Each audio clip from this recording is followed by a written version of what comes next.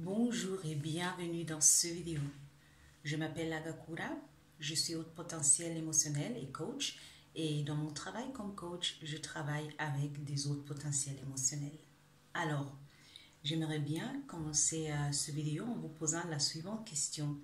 Êtes-vous haute potentiel émotionnel et faites-vous partie d'autres groupes ou d'un autre groupe de minorités en plus d'être haute potentiel émotionnel? Alors, nous savons déjà que les autres potentiels émotionnels, nous sommes déjà une minorité.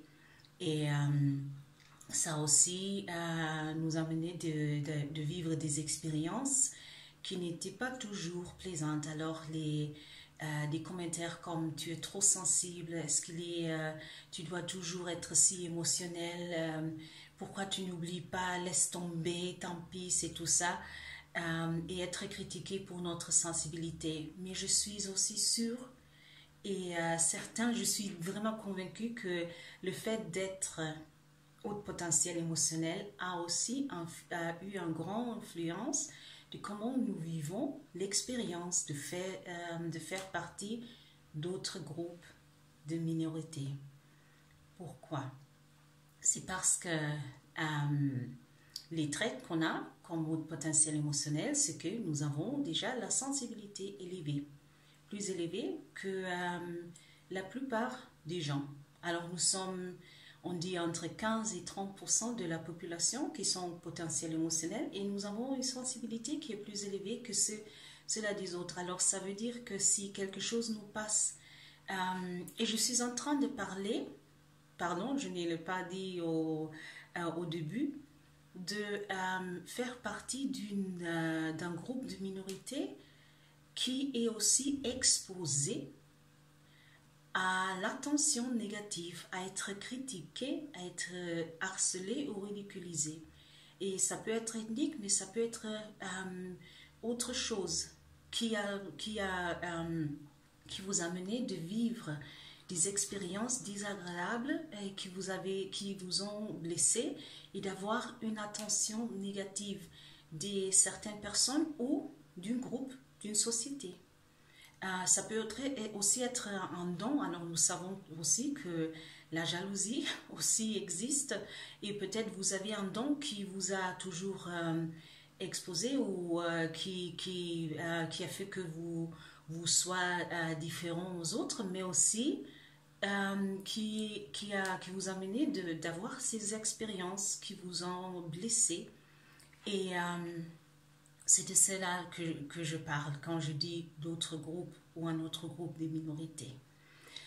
Alors, et l'autre chose, alors on a la sensibilité élevée que je viens de dire, mais on a aussi une part de notre trait, ce que nous, les autres potentiels émotionnels, nous assimilons tout ce qui nous passe, toutes les choses qui passent autour de nous à une manière plus profonde que la plupart des gens, et ça nous prend beaucoup de fois plus de temps que les autres d'assimiler les choses, de comprendre ce qui s'est passé, parce que nous faisons aussi le travail de vouloir entendre l'autre. Alors, même s'il s'agit d'un harceleur, nous, parfois, faisons le travail de vouloir entendre pourquoi, mais aussi d'assimiler les choses d'une manière plus profonde. Alors là, déjà, le résultat, c'est que nous vivons tout ce qui est de faire partie des autres minorités dans une manière plus intensive. Alors j'ai déjà, par exemple, parlé avec d'autres personnes qui étaient aussi, par exemple, en minorité ethnique, et j'ai demandé alors si tu vis si on t'harcèle ou on te ridiculise, tout ça, ça te blesse pas? Et il dit oui, ça me blesse, mais dans un moment, je l'oublie et tant pis.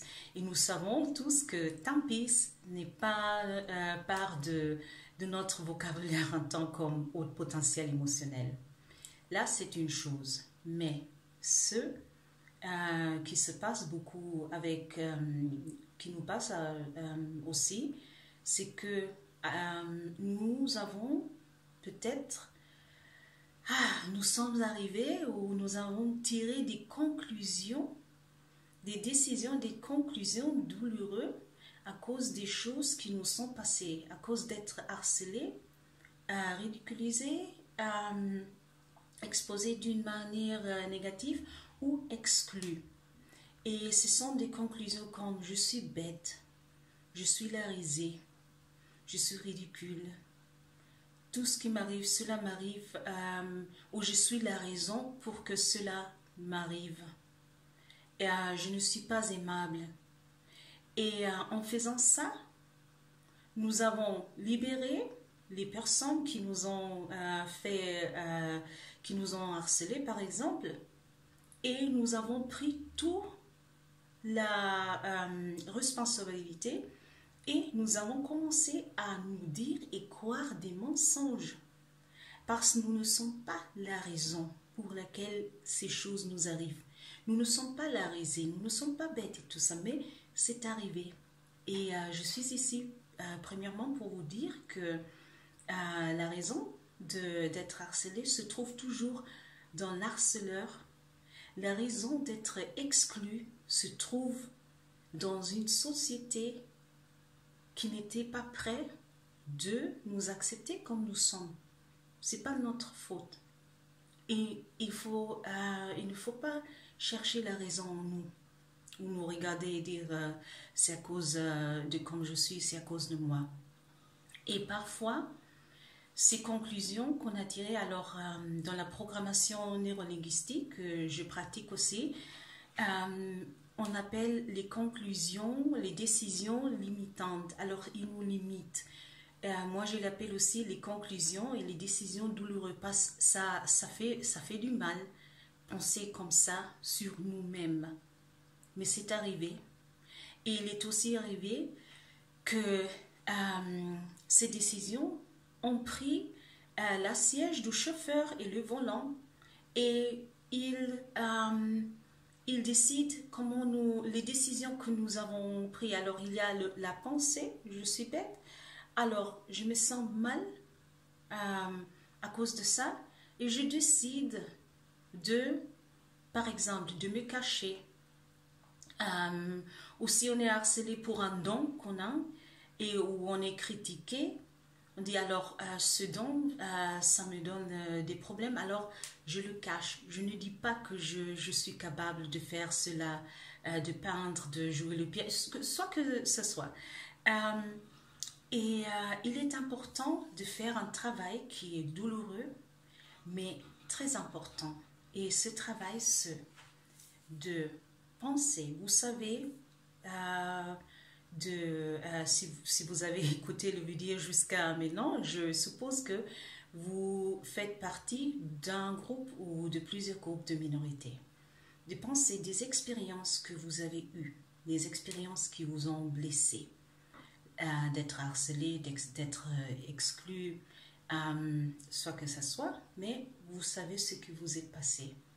De penser dans ces expériences et aussi observer s'il y a une décision, une conclusion limitante que vous avez tirée sur vous-même. S'il y a quelque chose dans ces expériences qui vous a fait que vous tournez vers vous-même et vous êtes devenu comme un ennemi à vous-même.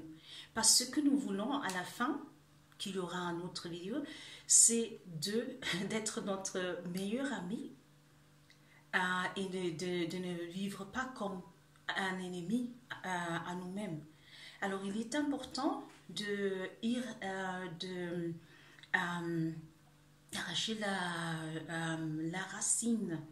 Et la racine, ce sont ces mensonges. Je suis bête, je suis la risée, je ne suis pas aimable. Je suis la raison pour que cela me passe. Il est très important de faire ce travail. Je sais que c'est un travail douloureux, je l'ai fait aussi, mais je sais qu'il est important.